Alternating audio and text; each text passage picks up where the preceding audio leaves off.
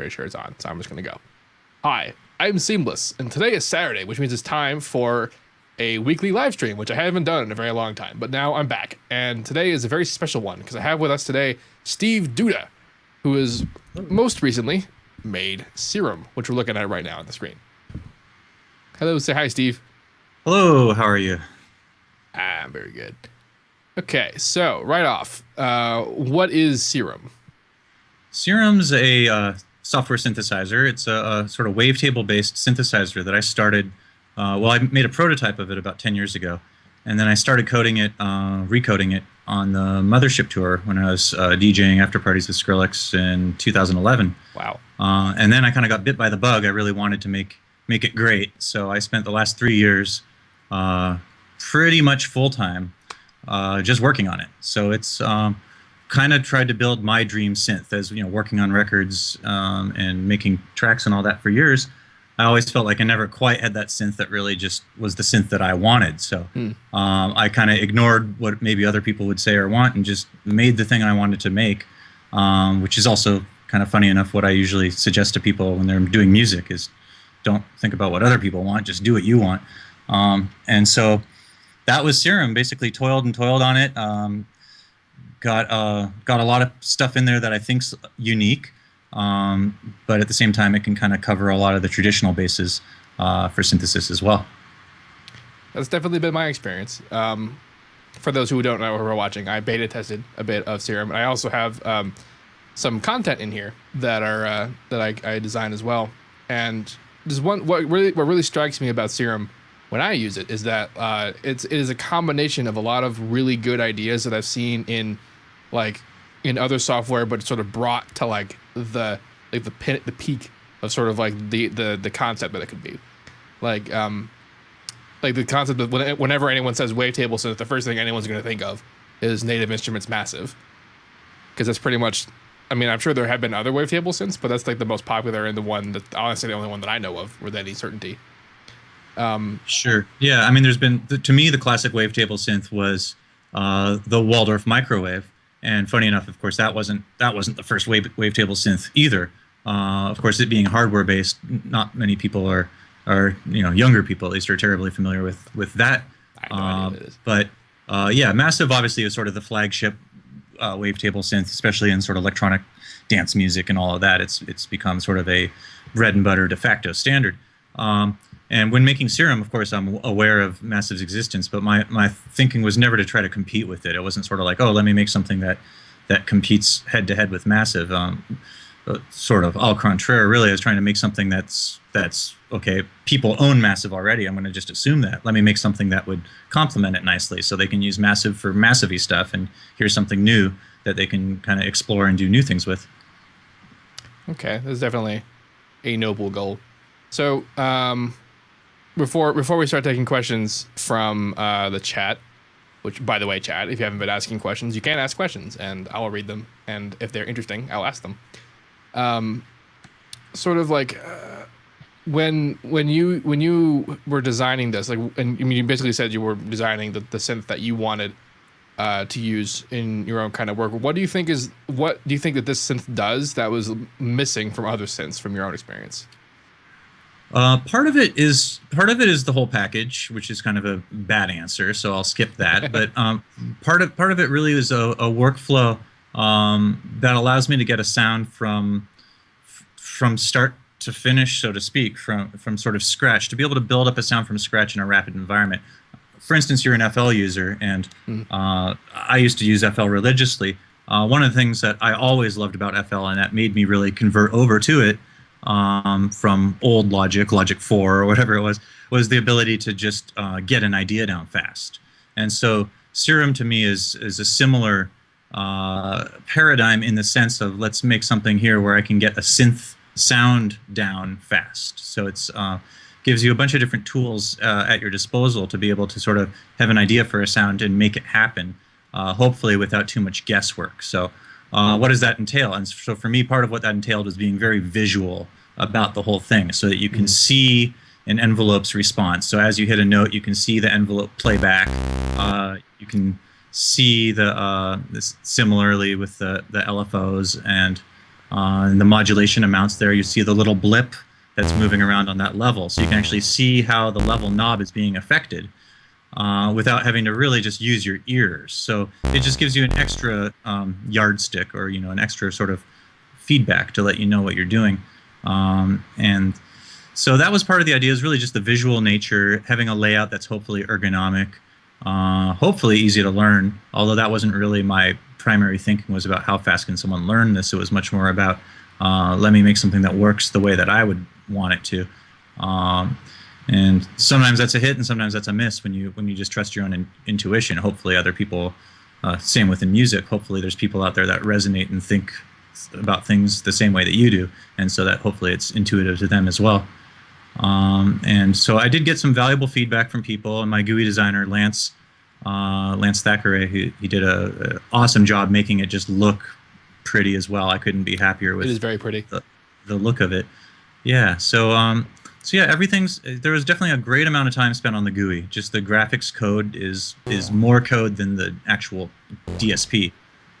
There's more going on. There's something like 40 custom control classes in there for all these different kind of, like you see the 3D wave there, or the 2D wave, and all this stuff. A lot of custom objects just to make it so that's not just a wall of knobs, because there's nothing less inspiring than a synth that's a wall of knobs. So that was part of the thinking. And then another side of it was sound quality. I was often feeling like, well, has anyone made anything that's sort of the highest quality of oscillator playback? And kind of surprisingly, you set certain synths on their highest setting and it's still not as good as it could be. So I wanted to make something that kind of, went one beyond that as well. And so that I spent about a month and a half working on that. Ended up having to hire someone smarter than me to get it finished, because I was winning the war in some ways, but then, for instance, it would just take too much CPU. So I hired this brilliant DSP engineer, mathematician, Laurent Desoris, who's written white papers on resampling, and he's the brains behind Ohm Force, if you know those plugins. Oh wow, yeah. So Laurent did a great job, basically purpose building resampling code for me to my specifications. And that's worked out great. So yeah, it's a whole bunch of things. And as you're showing there, of course, there's the whole Wavetable editor, and that's another side to the synth that I felt was kind of lacking, that no one had made something that allowed you to really create, manipulate, import, sculpt wavetables in an environment that allows you to also be using it as a synth at the same time. In other words, it's not a separate application that you then export files and all that malarkey, but to actually just get in there in the middle of your song and build a wavetable, or grab a sound from your song and drag it in and start using that as a wavetable, or whatever you might want to do. See, like as a sound designer, this is like super great, because there are a bunch of plugins that get kind of close to this sort of idea. Most notable for me anyway being ImageLine's Harmor, in terms of the idea of resampling and that kind of idea. It does also kind of fit the description of like the kind of wall of knobs concept, but there is also plenty of visual stuff going on in there, because like you said, FL is a very visual kind of deal. And yes, Goal's inspiring in that regard. I mean, FL set a standard of just being a pretty to look at, pretty to use program, and very ergonomic as well. I mean, still the best piano roll, I think, in terms of mouse-driven note entry and all that. So, yeah, I had some other thought, but I lost it. But yeah, using the wavetables there, there's a whole bunch of depth that you can get into. Some of it's not necessary. You can get great sounds out of the box without having to go in and design your own wavetables. But it's definitely an added dimension of fun, and something that I urge the customers, and I hope people get into doing, is you can definitely do cool stuff. Sometimes a lot easier than it may seem. Some of it's pretty intimidating and pretty deep. I don't expect people to be, typing in their own function formulas necessarily. It takes a certain breed of person, but in terms of course, drawing waveforms like you're doing there, or importing in audio files, it's somewhat user-friendly. Although to get the best results, you do need to spend a little bit of time with it to understand what's going on. Let's do a little bit of that right now. Let's actually try and import a file for some table creation. I want to find one that I didn't already do that for. Let's see. Guitars and stuff. Cool. Sounds something. Come on. That sure. That sounds good. Yeah, it's got a lot of pitch bend, so that wouldn't be the first one that I would normally want to go for. It's better to have something that's a constant pitch, ideally. Okay. It'll work the best. Chord sounds, not a good idea. A lot of chorusy, phasey stuff, not the best idea. Best is a solid single pitch. With quite a lot of that's actually not going to happen. So maybe I should just make something so that I just know that it'll be transferable. Cool. Something. I like basses, so bass level. Yeah, there's a lot of like sample CDs out there with bass one shots, and a lot of times those are really great because you can just use those as source and drag them right in. But as you're doing, making your own, I could never complain about that. It's obviously the best way to get something original.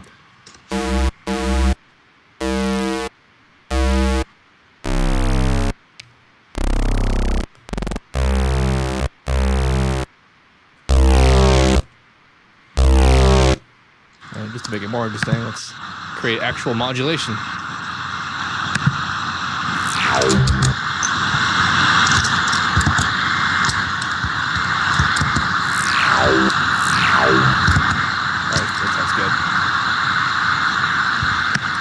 So I'm going to record it. Got me a file, and it's totally snapped to the wrong spot. Snap to that grid. Snap to sample. I can actually just drag this directly from Edison, so that's handy. So that was C. So if I just drop this into constant frame size, that should yeah, that's going to guess the pitch for you. It's going to measure. It's going to basically be like a guitar tuner and measure the whole file, and then it's going to average all of those measurements. So unless there's some funny pitch bend at the end or something, it should do a good job. And then you can zoom into the table editor there, and if you try to drag a file in again, it'll show you the value. It actually should be showing it you in the formula right now. I'm not sure why it's not. I think that's a PC bug. But as you can see there, yeah, so it says G3 and 8 cents. So it looks like it probably got it wrong, I'm guessing. All right. So what you can do is, of course, just type in that enter formula. You could type, if you said it was a C, did you? It was a C. Okay, so you could type like C1 or C2 or something. Yeah, let's try C1. Usually a bass note's going to be a 1 or a 0 or something. Drag that in. Looks a little... Oh, looks pretty good. You can see how it relates to each other. Yeah, it looks a bit weird because I did a band pass from high to low, so the higher frequencies are... Right, but I think that worked pretty well. Yeah, there's not much movement to it. Really. So to remind everyone, this is what the original sounded like. We play a lower note. Wow, that's pretty. It's rather 1-to-1. Yeah. Minus the stereo, although I guess that's probably a bad so idea. if you wanted to play that back like it sounds, you could move the WT pause to 0, the knob, put the knob all the way on 0, drag LFO1 to the knob, and then set the LFO to the top point that's in the middle. No, it's rather, well, no, I was gonna, yeah, just drag that point to the right. Ah. Yeah, exactly.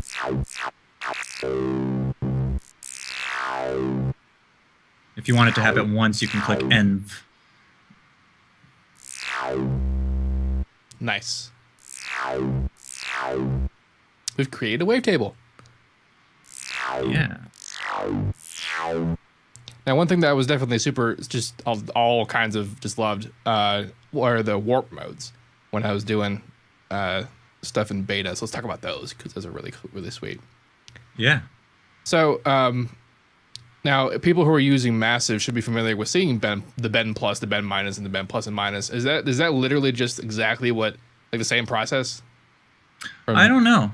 I don't know at all. I didn't really do any kind of heavy comparison. It just reminded me of how Massive sound.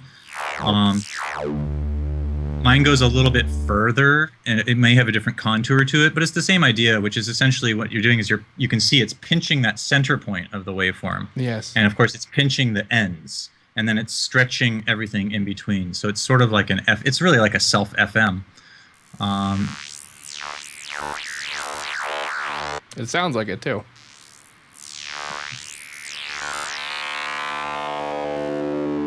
Okay, I forgot the morphing thing. Morphing Yeah, business. crossfades and morph are always kind of a good idea, which we could talk about both of those things. Because the crossfades are going to help out even when you're correlated like this.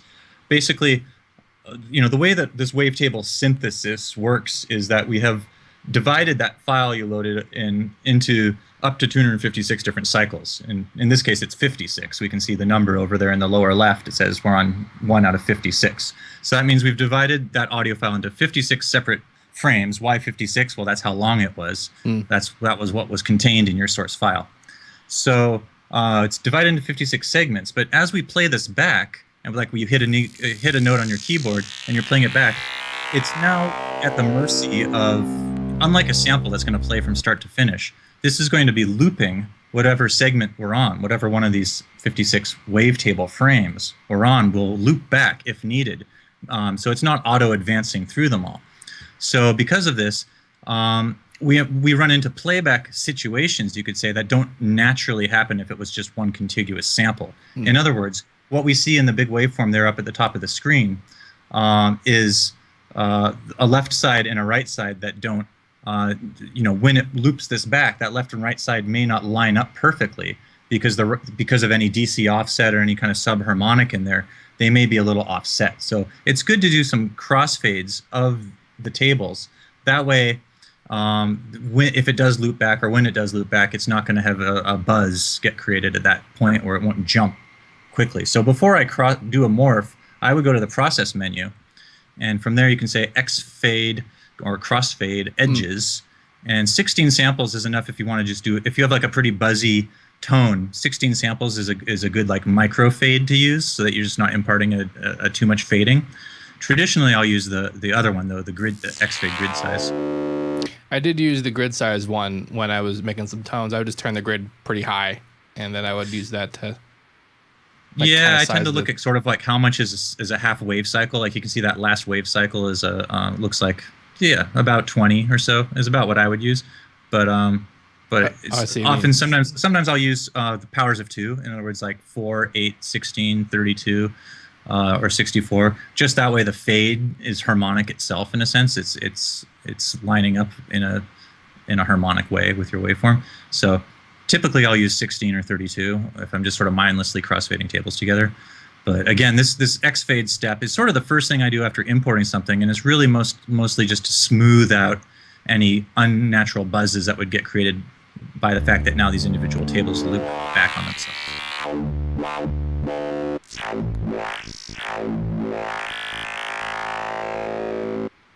Indeed. So I had I've actually had this question for a while.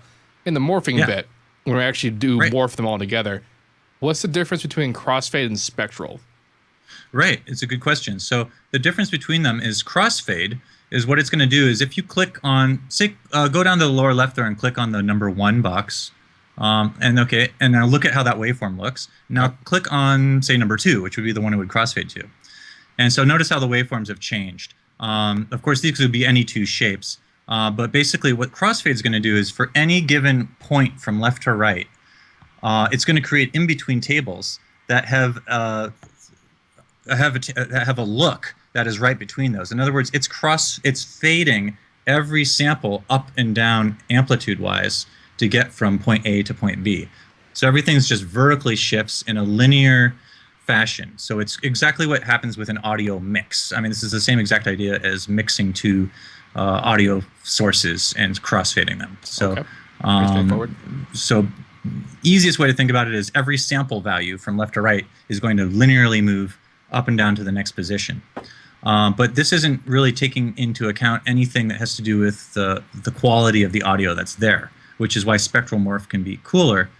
So spectral morph, which is actually the harder one to grab. So long story short, crossfade is the simple one. That's what like Massive would do between its tables, I believe. That's the typical way that you would blend stuff together. And is very often all you need. Spectral is cooler because it's actually morphing all frequency and phase content. So it's really the true harmonic morph. So what's going to happen there, so don't select it yet, but just go down to table 1 again. So click on 1. Yep. And now see the curvy arrow in the top left? The gray, yep, that's wavetable to FFT. So that's going to bring us up to the FFT there. So click that. And now we can see our harmonic content. Unfortunately, since you started so high pass, this isn't the best table. Why don't you go to the very end, and we'll do the same idea on the next to last or the last or whatever. So any of those. So do the same thing, curvy arrow.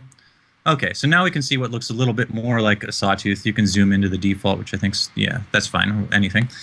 So what we have there is 2 rows of frequencies, or we have these are the bins that make up the sound, or the harmonics. So the top row there, the tall row is that you're over is the harmonics. So in other words, the very top left bin, that green stock, is how much fundamental, or how much of the sine wave that you could imagine going through the whole table is there. So that's how much fundamental frequency exists. And then the one to the right of that is how much octave, or 2 sine waves that would be running through this table, and so on and so forth. The third one would be 3 sine waves, or octave and a fifth, and so on and so forth. So you can actually draw right on these, and it affects the table below. As you can see, so that would be 13 sine waves going through the table. So this is actually, and so this is a fast Fourier transform, or the harmonic content that makes up the wavetable. So that's what that means. 50. So it's additive synthesis, really. It's just not a real-time additive synthesis. It's offline. So you click it, it generates it down below as a waveform, and then you go from there. So then this is so it's not traditional additive synthesizer, but rather it's a visual look at it all. And okay, so now there's the row below as well, and this is the phases. In other words, the shift in time of any of these sine waves. So you can see, especially if you move that one, you'll see this sort of giant sine wave that's now moving around inside of there. So you can offset phases or reset phases, and you can do a bunch of cool stuff with those bins. But the reason I kind of did this detour and started talking about this is how the harmonic morph, or spectral morph, is working. It is taking this, whatever table we're on, it brings it up to all these bins, then it looks at the next table that it's going to crossfade to. It looks at all of its content of bins, and now it's crossfading every single one of these harmonics and its corresponding phase to create the in-between tables. It's a true spectral morph. So the result is often more fluid, because any phase shifts are gradually crossfaded. They're gradually blended from one table to the next. So you don't get these phase cancellations that will often happen if you have two waveforms that don't line up periodically. So that's why I included both options, because sometimes one's just going to be better than the other. But when in doubt, you can get away with morph crossfade. It's fine. And vice versa. You can get away with spectral morph most of the time either. But if you try both, sometimes you'll notice that one wins out better over the other. And it especially matters the more that you're morphing. In other words, the less tables you have. If you only have 2 tables you're blending between, you might notice a big difference. Whereas if you have 50 or 60 like you do now, it's only going to add 3 or 4 between each table, so it might not be much of an audible difference. Forgot I had this modulation engaged. It does sound smoother. So the way that this business is arranged is not unlike the Oscillator tab in Citrus. Just the way that it displays. Yes, that's right. Yeah, Citrus has a similar thing in it, I believe, which is that it's using the same kind of thing, and I think actually Operator in Ableton is a similar thing as well, where you're basically able to build a waveform out of the harmonic series, or out of these harmonics. The difference here is that you can go both directions. So here you can use that curvy arrow to bring your waveform. So you can scribble something down below and then bring that up to the top as harmonics. There may be other synths that can do that, but I wasn't aware of them. Did it because I wanted it. That's all. This is what I like about this synth, is that it like as for me being a sound designer, I've used a lot of these plugins, and like I find I am very familiar with what I'm looking at when I see this, because it's displayed, and it has aspects of it that are super straightforward. And the idea of like the harmonics and the series and the phases and that kind of thing, like it's just that like I didn't have the connect between that. That's what the Spectral version was doing versus the Crossfade version. Because like you said, it's more obvious when you're using less frame counts from your unmorphed sample. And I tend to have pretty high frame counts before I tried to morph things. so it Right. wasn't super obvious. Right, then it'll be subtle in those cases. Yeah, you can really see it visually as well. It'll be a huge visual difference if you just pick two like primitive shapes like saw and square or whatever, and you morph between them. You'll see, it'll look the spectral morph will look very funny. The in between tables that are created will look like neither saw nor square, but it'll sonically it makes sense. Like if I were to spectral these two to the saw into a square, and then that is, and then go to the or 2D view. You can see it even. That's actually be better, yeah. If I were to just do it, that's pretty funky looking. Yeah, it's funky looking, but if you listen to it, it'll actually sound like a saw square. It's because your phase was backwards on this too, so it looks extra funky. It definitely. I mean, it still sounds correct. That's because your phase canceling in the middle. Just because that's what your two waveforms are doing. They're completely opposite phases. And that leads us to another thing that you can do, which is zero phases. So if you go to the morph menu and you say morph spectral zero fundamental phase even, would probably get us a lot less of that cancellation. It's zeroed out. Now that's still going to sound like a square. It just zeroed out the fundamental but left the other harmonics intact. The morph is not going to be correct, right? Yeah, the morph didn't actually. Yeah, so now it's not going to cancel out in the middle. That is cool beans. Yeah. So that this whole thing could have been just that, and I would have found this like totally worth like the asking price. Cool. But like everything else that's happening. It's I don't know. Like I said earlier, I wouldn't want just some sort of wave making utility. Like, I mean, I kind of, my philosophy with plugins is just to make something that I would actually use and make the thing that I would want to make. And if it was just like a wavetable maker thing, I wouldn't buy it. I wouldn't want to use it because it's on its own desert island. It feels like, oh, well, that's a hassle. Now I have to like use this thing to make something, to go save it as a file, go bring it into something else. And yeah, you might feel like a power user, but you also feel like you're doing things a difficult way, and that there's got to be an easier way to do this, and therefore therefore someday it's gonna be easy. So so yeah, I wanted to make something where you could do this fun stuff, but then you can also have it playing back at high quality and basically be a synthesizer with the features that you would want, so that you can get back to making music and not saving files.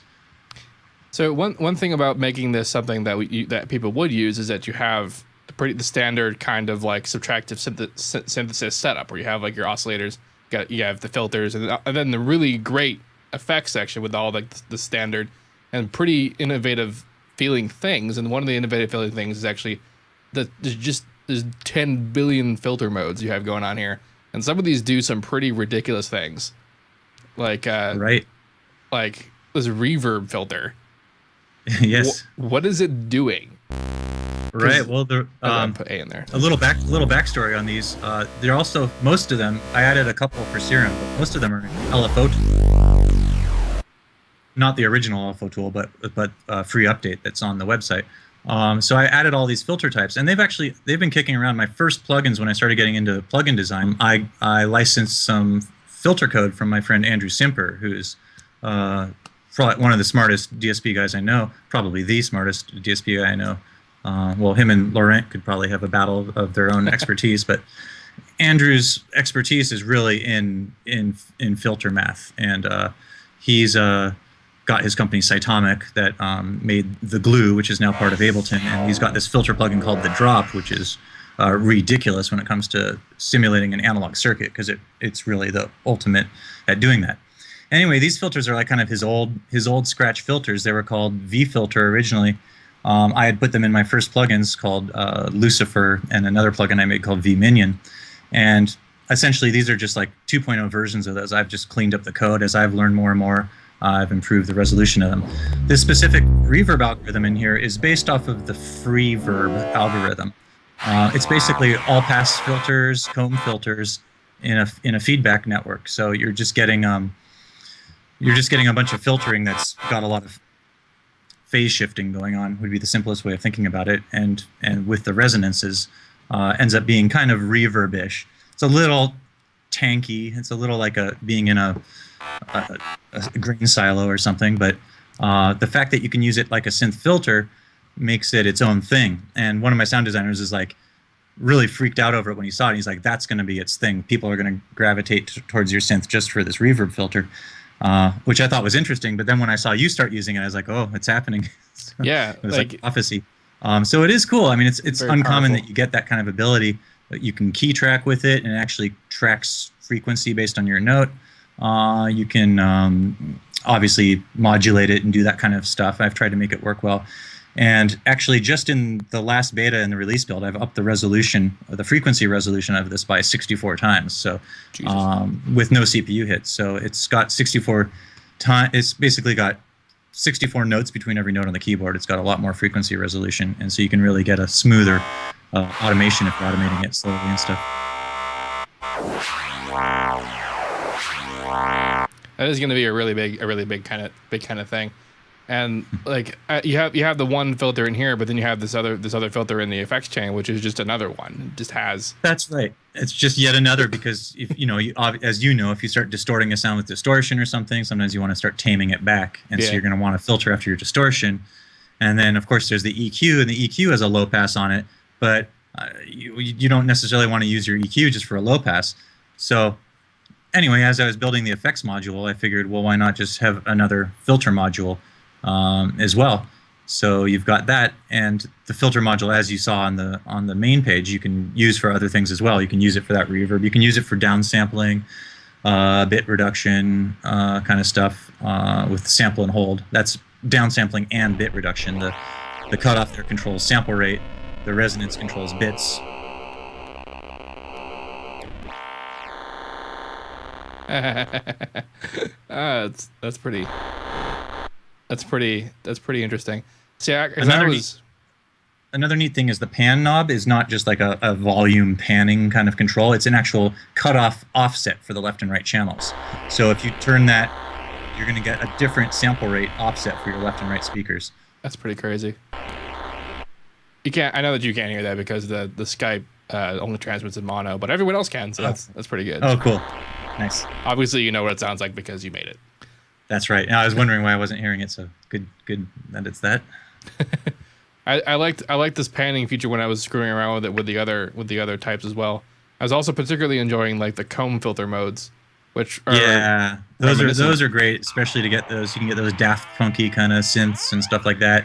Just a little bit of envelope on it or something like that, or a little LFO can be really fun. A little goes a long way with automating this.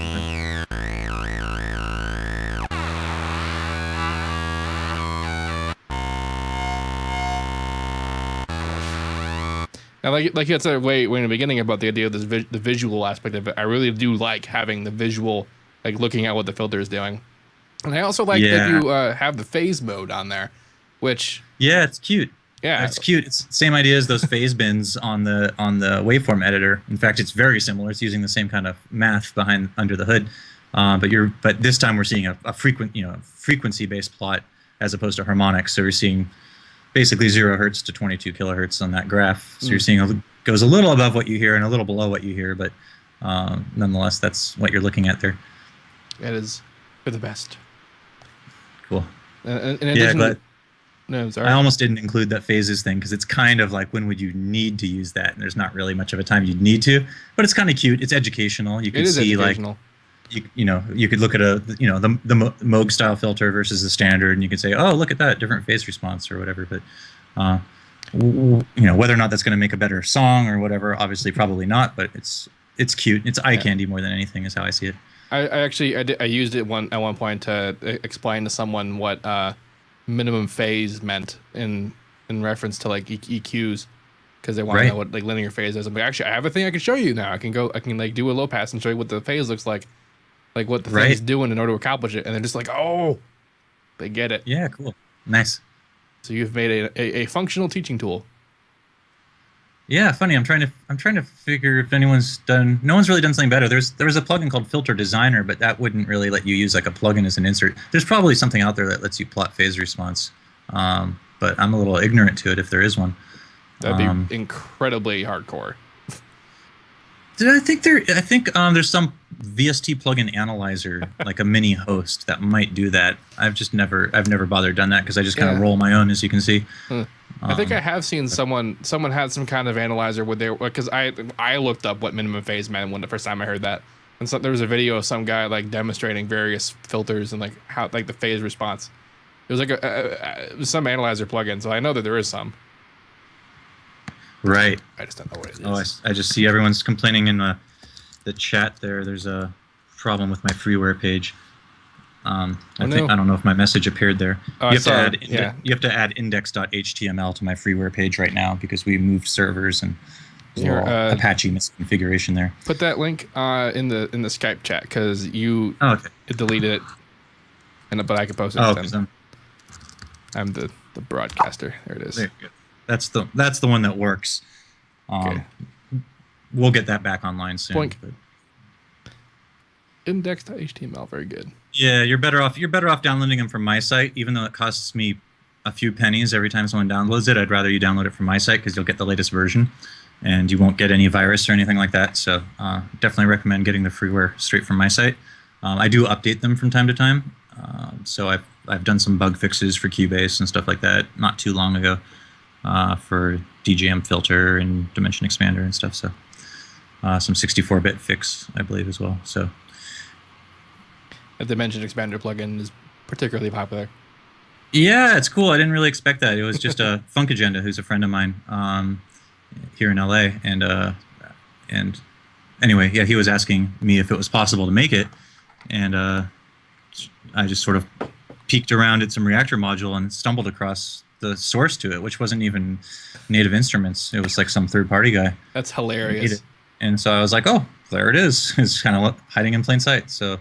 That is super took me like an hour. I mean, it was really very simple to recreate. It's a very simple algorithm what the dimension expander does, and it's kind of naughty what it does from a classical engineering perspective. But it actually ends up making sense that it's cool. The entire wet process of dimension expander is 180 degrees out of phase. In other words, if you sum to mono, you lose the entire dimension expander. There is no mono compatibility. It's completely non-mono compatible. Hey, right. So there's not even delay. The delay's not even there anymore. It just disappears. Yeah. That's pretty silly. But that's funny. What makes it wide. So if you use it in a little moderation, you have your big mono bass sound, and now you have this like mixed in super wide thing because it's 180 degrees out of phase. But basically, dimension expander is 4 delay lines, all with slightly longer delay time. And then they're all on sort of a tremolo. Each one's kind of moving up and down at its own phase off of one LFO that has a fixed rate. It's like 1 hertz or something. So you're only generally hearing 3 different delay times at any given moment. And size control adjusts those delay times. And that's it. And then it's just phase flipped on one speaker and routed to the output. It's like simple as can be process. I see why people like it, but it has its place. It's kind of cool that it actually disappears in mono. That way, if you think about it, I mean, as long as you're using it for its sort of intended feature, which is to widen something, you wouldn't want any residue from widening something to be left in a mono mix. With that said, you're going to have less overall level in a sense of what you perceived of how loud that bass is. Now going to be a little bit quieter. Yeah. Unless you put they have to do it in conjunction with a regular reverb or chorus plugin or something. If you want to have the texture remain. That's true. Yeah, that could scramble it a bit back into the center channel. But I think the best rule of thumb is moderation is key with that kind of thing. Don't try to make the dimension expander your bass sound, but rather try to have it just be a little bit of MSG, just kind of highlighting it. Yes.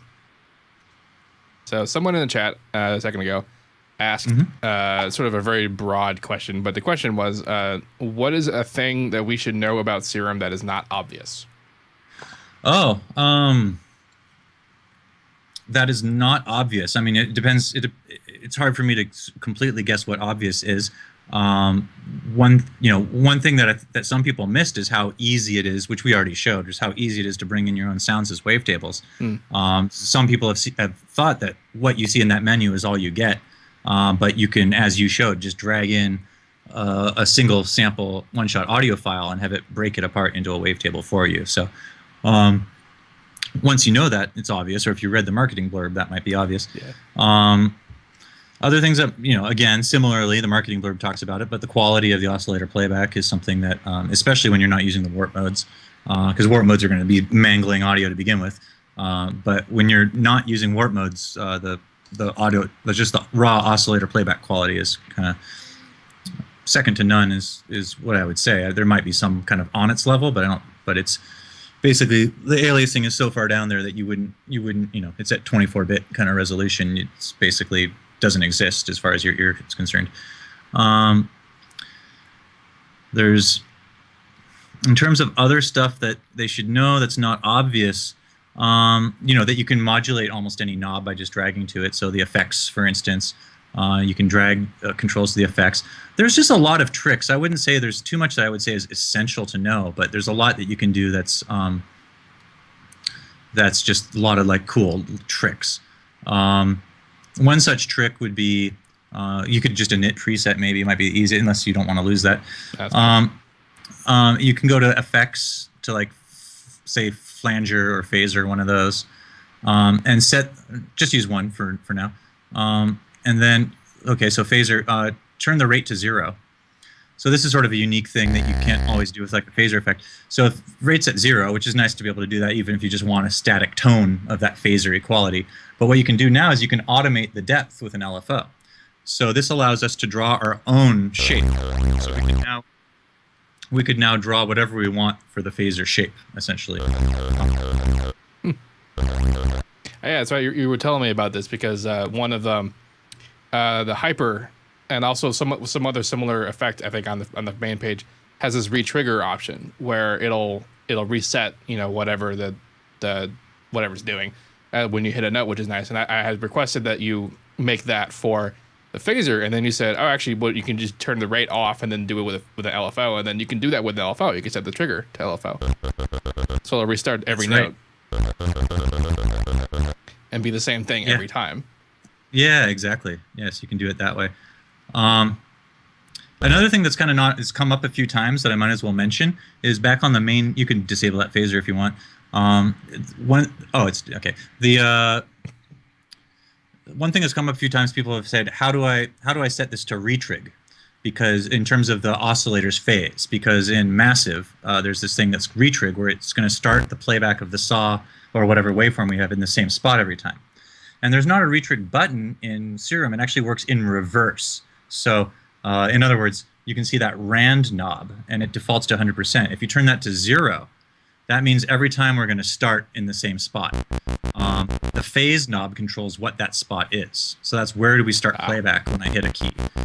And then the random sort of visually lets you see that spreading out randomly from whatever point we pick. So it's a little more sculptable. It just works a little bit differently. But basically, it's retrig in reverse. We remove the random. And the reason I did this way is it's nice to be able to dial in an amount, hence the rand knob, rather than a retrig switch. So we can dial in how much. You can have a little bit of phase change, but not a ton, if we want to keep things from getting phase cancelly amongst oscillators. Right. Now, none of this you're really going to hear when you just have one oscillator enabled. But as soon as you enable 2 oscillators, like A and B, you'll really notice you'll really hear this phase stuff. So in other words, if you set both rands to say 0, you'll hear that it's the same sound every time.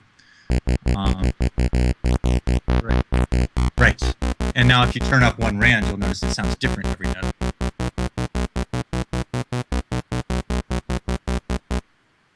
Yeah. That is super handy. That's super good. Now here's a question. When I turn phase all the way up, it says phase memory. What does that mean? That's right. So phase memory means it's going to let off, it's going to re-trigger from wherever the note stopped previously.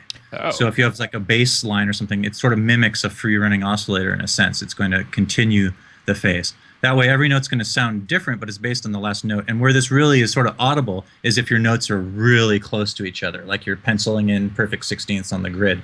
That way if a note stops and the next note starts, it's going to kind of pick up that previous note's phase. And it's going to potentially be more sort of seemingly natural than having, so it's if you don't want something that's just bang, bang, bang, bang, bang, like a sample starting the same every time, but you don't want something that's just randomly jumping around. That's such a good idea. Yeah, that's sort of simulates free running oscillator. So that sometimes can be nice. I'm gonna try that right now to see if that entirely. It's a subtlety, and again, you're going to really notice that probably more when you have other sounds playing. Like if you had a pad that was holding a constant tone, it might become more noticeable. Well, Versus that's a crazy one. Well, I had the other one also. If I've just played all right. It just sounds like one note. That's really cool. Versus if I didn't do that. Or, yeah. I was stuck on blend. All right. Well, you have... Yeah, no, I mean... it's pretty random there. Right. Right. So there you go. Yeah, that's exactly it. No more scrambly sound. That is really cool. That actually opens up some interesting ideas. Wow. All right, let's see if anyone else has any particular questions happening. You've actually been doing a really good job explaining stuff, which is why I think people haven't been asking questions so much, because you've been actually like saying stuff. It's good. I've definitely had my share of tech support over here, but that goes with the territory of having people buy it, which I totally appreciate. So it's something I kind of take pride in. I try to be as responsive as possible and support and get people the answers they need. Plus the manual, I spent more time than I wanted to on the manual to hopefully cover stuff a bit. And then there's of course streams like this, and I hope to do my own kind of walkthrough of some of the stuff to help have people make sense of doing some stuff like wavetable importing and that kind of a thing. Although we covered that here, it's never hurts to drill it home. So yeah, anyway, what else in terms of, I can't think of anything. There's not too much that I would say is like the non-obvious must-know kind of stuff. Noise oscillator, same thing. You can bring in noise oscillator is kind of unique. There's really just a lot of little things that I like to point out. The noise oscillator uses samples. You can actually load your own wave files. You can put them in the Serum waves folder and have your own sounds in there. Wow. And so it's something I kind of say to exercise a little bit of caution on because it doesn't save with the patch. So you can't like make a preset and send it to a buddy because he's going to need that same noise in that same place in the noises folder. Or if you open the song 5 years from now, again, you'll be like, oh, gee, I don't have that noise folder. So I generally don't recommend that. Conversely, the wavetables, if you draw a wavetable or even drag in a sound, it's saving that in your host song. So it would save that funny wavetable in FL. There's no need to actually go save the wavetable. In fact, it's not gonna look at your saved wavetable.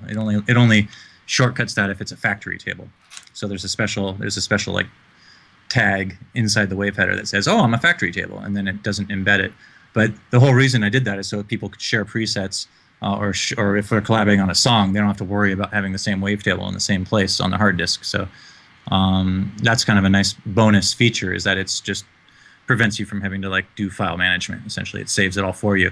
So the noise oscillator, not so much, because of course noise files can get large, and I was like, no, that shouldn't try to save that in the song. So those, you can load your own samples. Those are all standard WAV files. You could, put your own in there, or you could use those for something else. Go to town. But it's kind of fun. The stuff you can do with the noise oscillator is kind of like a mini sampler. It works similarly. It's quality-wise, it's the same as the main oscillators. You'll notice you have the phase knob and the RAN knob, just like you have on the other ones. The big difference is, of course, we have a bigger file now. Rather than phase applying to a single cycle of a waveform, phase now applies to the entire file. That's like a start time now. It's a sample start, exactly. So that's a sample start with the slight caveat that it actually lets you automate it. It sounds a little wonky, but yeah. The longer the file, the crazier it is. If you load a really short sample, sometimes that can be kind of cool. But it's like FM at that point. Almost, yeah, sort of like turntable-y kind of. Yeah, it's like FM. It's relocating. It's a little grungy. I made it. I didn't want it to take a ton of CPU, so it's not like. Basically, comes down to a smoothing issue. I didn't want it to be too slow either. I wanted it to get where you're putting it, so you can actually hear the phase interaction. And then random, same idea. That's a random sample start. And then, of course, as you see, you've loaded a kick attack, and there's all those attack sounds. So that's another. If you use that one-shot switch in the top left, that allows the sample to work like a one-shot. I'd put phase and RAN to 0.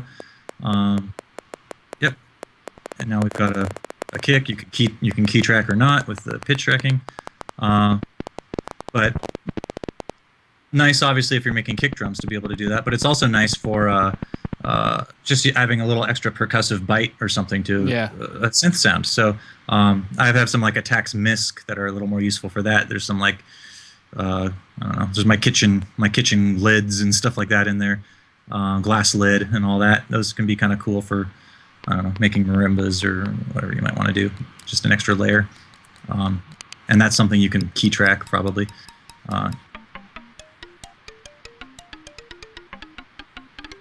High quality sampler, basically. I mean, low feature, high quality sound. All right. Well, I mean, that's the next big room lead right there. So pretty good job. My kitchen will be proud. Indeed. So, if you don't mind my asking, how many copies have you sold in the last 24 hours? Oh, several hundred. I mean, it's really been good. Usually, when I release a plugin, it's like in the dozens, and this has been in the hundreds, which is like awesome. I couldn't ask for more. So it's been really great. It's probably a widely known fact that most people don't buy their software, and it's not something I'm going to get on a soapbox about or anything like that. Obviously, some people can't afford things, or some people don't. They feel like they're giving it to the man because some corporation's making this thing, and if it's Photoshop or something, they're like, yeah, fuck them. Obviously here with my thing, it's just me, so the money goes right to paying my bills. But not that makes a difference, and not that I'm going to preach about it. But all I can ultimately say is most people don't buy their software. I'm blessed to have a lot of people support me, and it keeps my bills paid, and I'm totally appreciative of that. One of the coolest caveats of that is, in my opinion, which is obviously biased, it's basically like a filter. I'm in touch with and communicating with the people that I think are the coolest out there, which are the people that pay for software because they see a value in supporting the cause and all of that. Anyway, yeah, no, it's been stellar. I couldn't ask for more. To sell a few hundred copies of this like right out of the gates, it's been a little over 24 hours is like huge, and it makes me feel like I'll probably get my 2 or 3 years of full-time work back on, and that obviously matters to continue. But that is what really motivates me to continue development on it, because there's a lot I'd love to add to Serum, and obviously there's the realities of just being able to live. I do this all out of passion, not for money. If I really wanted money, I'd be coding databases for Wall Street or something. But this is the stuff that I love, and I really make it because I want to make it. And the fact that the universe, to get all hippie, allows me to supports me financially to be able to pay my bills is all I care about. I don't need any more material items. I don't need anything else. Just to be able to like have food on the table and make this stuff is awesome. Obviously bonus if I can take a vacation, and bonus if I can like work on some music here and there. But with that said, things have been going great. Can't be happier. Well, I'm definitely super happy with like the end result here. Like this is going to be like a serious game changer when it comes to like high end sound design, and also even like regular just mid range stuff. Like you said, because it can do everything. I was talking to the other Steve, Seven Skies. And, oh right. Yeah, we hooked up when you first got us on the beta, or got me on the beta. He was already there, and he showed me a track that he had made that was very pro sounding. Like he's very good at what he does, and like the sound design wasn't like super bass music, like ultra like super bleeding edge, but it was just a regular solid polished sounding thing that was made all with Serum, and like that was just as impressive to me as any crazy like Joe Ford bass I'm gonna make with this. You know what I mean? Yeah, I gotta say, I mean, nothing's like more rewarding than hearing someone send me a track that they did with my thing, and it sounds like real music. I mean, sometimes someone sends you something like, "Hey, check what I made," and you're like, "Yeah, but I hear better music, so I don't know." Like, I'm not gonna say it sucks, but it, doesn't make me feel better that it doesn't sound good, because then I start feeling like, well, maybe it's my thing's fault. But then when you hear someone make something that's awesome, you go like, "Oh wow, that's like makes me feel so good that like it was capable of that." But yeah, David Seven Skies is super talented. Did a great job on the patches that have contributed with this. He actually contributed a bit to some like unprovoked. Did those like 3D shots I have on the website and on my Facebook page and stuff. Like he made those kind of just for fun because he's a graphic designer. So Awesome dude, stand up dude, and good music too. Like he's more known in that more. He's not as known for the harder stuff. He's actually more known for the trancey kind of the Anjuna kind of stuff. Yeah. That's most of his fan base knows him for that. But he's actually he's one of those crossover dudes that can kind of do more than one sound. He's very solid in that regard. And like I said, it was pretty impressive that he could with the short time of having Serum, like he could use it to like that level. It was already like he had it a bit longer than you did. You came in kind of like midway through the beta, and he's been there since alpha. So he had it a good month longer than you, or 6 weeks or something like that. But still. But yeah, with that said, no, he just kind of went OCD on it. He kind of just dove in and figured it all out. And so, yeah, kudos to David. All the sound designers, by the way, people probably noticed. I don't know if you did that on the stream or pre-stream, but all of the sound designers and everything are in the credits there. You can mouse wheel through them. And Lance, my graphic designer, deserves endless shout outs because he did a great job. You can click to go to his DeviantArt page where he has like a Synth skin you can download and hire him if you need graphic design work. But all these guys, you can click on their names on the sound designers, and it'll go to the website, so you can like check out their music or whatever, which is the least I could do for people like contributing what they've done. But yeah, Lance's stuff is great. He really like put a lot of care into making Serum look pretty. I had sort of the basic layout. I started Serum as like a vector interface, which if you know like the who has vector plugins like Valhalla, like those reverbs and stuff. Yeah. Which is cool because they're resizable. You can just grab the corner and you can make it any size. So that's what I did for.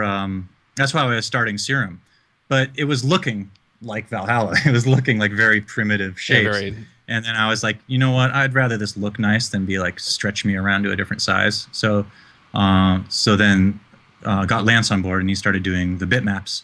And then he was doing mock-ups of stuff and really pushed me to be better. He'd mock up the those vector or what do you call it, the gradient fills for the waveforms and all that, and he'd mock it up and I'd go, oh, got to do that. Or when you hit a note and you see like the dotted lines on the velocity graph and all that up here, he'd do that in a mock-up. Yeah, those little things. So he did that just as a mock-up, and I was like, oh, I can do that. So I got in and coded it, and so we really like kind of egged each other on to try to get the thing like polished looking. So yeah, couldn't be happy with Lance. He's well deserving of some like pro gigs, so I'm hoping that like some bigger companies can come along and get him some paid work because he's one of the best in the game, I think. Yeah, I mean nothing about this looks in any way amateur at all. Like it is like, and his silent skin. I'm not a Synth user, but his silent skin is just like jaw dropping. I think too. Like it just blows away the original, and it blows away all those like cheesy ones that people have made for it. So I'd recommend going to his page and getting that as well if you're a Synth user. Build 1.0. It's cool. Yeah, 1.0.0.0. So we're about done here. I think this is very informative. Thank you for coming out and doing this and teaching us all how Serum works. It was my pleasure. Very informative. I'm sure lots of people have learned some good things, and people will continue to learn more when they watch this video on YouTube. And I'm also looking forward to when you do your own sort of looks and the technical ways of doing stuff. Yeah, I really meant to before launch, but just kind of got busy trying to finish it and polish it and make everything as good as it could be. But I'll try to be getting to that this week as soon as the support buzz dies down a touch. I'll be getting on that. And thanks for having me on the show. It's definitely an honor for me as well. Indeed, anytime. But for those watching, this has been technically the title of this is SeamlessR Live 32 featuring Steve Duda, and this has been a look at Serum. It's been pretty great. If you have any questions about any of this, let me know. And as usual, have a nice day. I'm going to count to 5. 1, 2, 3, 4.